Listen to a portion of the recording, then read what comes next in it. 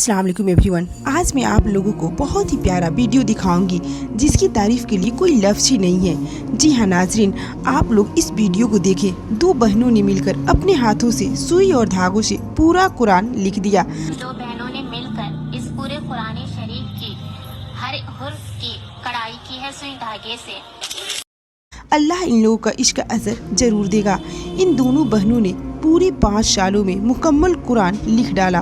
पूरे कुरान शरीफ को मुकम्मल करने में हमें 5 साल का वक्त लगा सुई धागे के जरिए से कढ़ाई कर। बहुत खुशी हो रही है कि हमारे भारत देश से पहली दफा हमारे हाथों से लिखा हुआ सुई धागे से लिखा हुआ कुरानी शरीफ मदीने मुनव्वरा जा मुकम्मल कुरान लिख डाला और वो भी सुई और धागों से।